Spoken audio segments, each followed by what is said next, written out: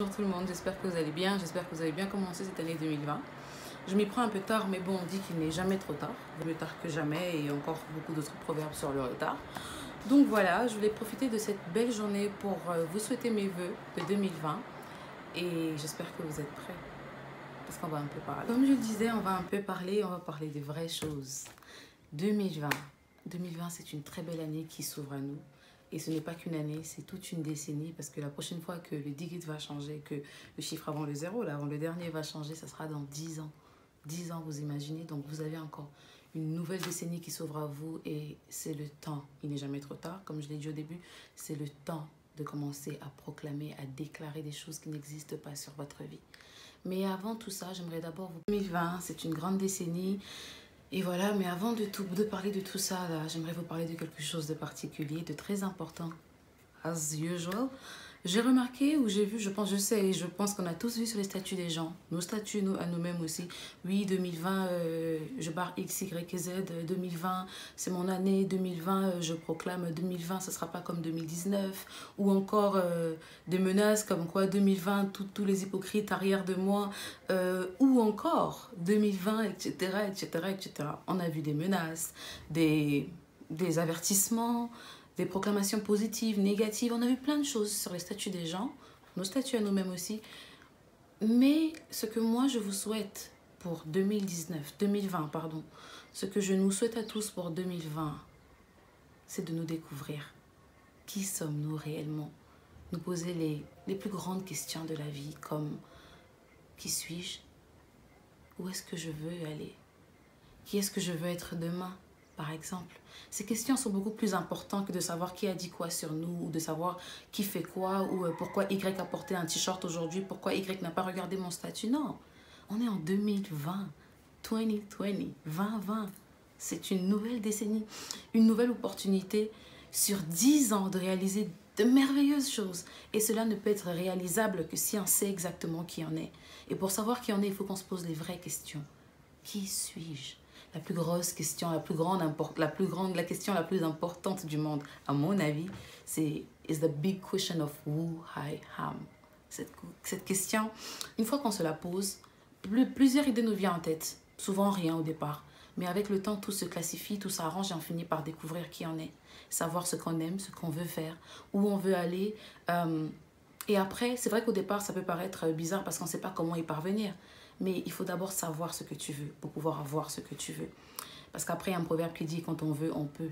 Mais il faut aussi savoir ce que tu veux.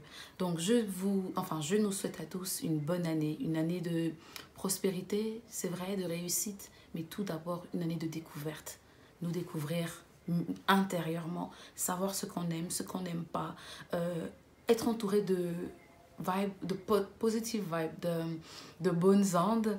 Être toujours de bonne humeur. Être nous, faire ce qui nous rend heureux, ne pas nous occuper des indis, de X a dit, X a fait, se concentrer sur nous, nous occuper de ce qui nous concerne, nous occuper de nos affaires, comme disent les Congolais qui payent en posant les questions essentielles de la vie. Qui sommes-nous? Où voulons-nous aller? Quels sont les projets que nous avons sur 5, 10, 15 ans? Comment y parvenir? Comment avoir l'argent dont j'ai besoin pour être milliardaire, par exemple? Ou enfin, les questions essentielles de la vie, des questions importantes. Mais aussi, je nous souhaite de nous découvrir et de nous remplir, de faire ce que nous aimons, de nous remplir à un niveau où notre verre est plein, quoi. Voilà, on est comme un verre, un vase dans lequel on verse de l'eau.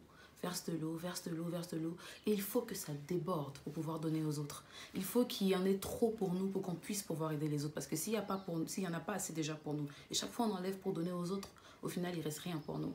Donc je nous souhaite de remplir notre verre jusqu'à ce qu'il déborde.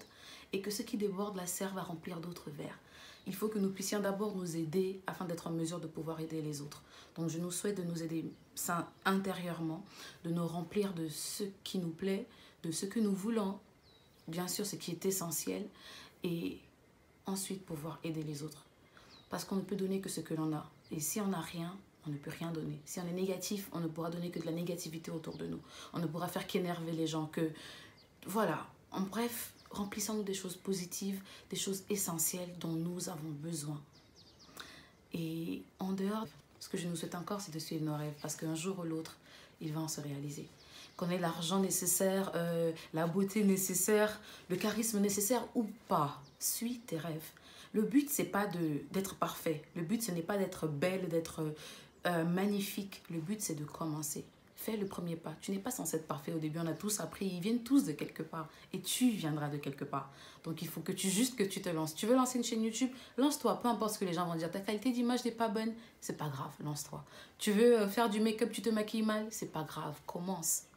Avec la répétition, tu dois avoir de l'expérience. Come on, like, it has to come from somewhere. And you have to work hard to be able to make it in life. So, pardon, excusez-moi. Le conseil que j'ai, enfin, le souhait que j'ai pour nous en cette année 2020 encore, c'est de faire ce qu'on aime et de bien le faire. De tellement bien le faire que personne n'aurait pu faire mieux.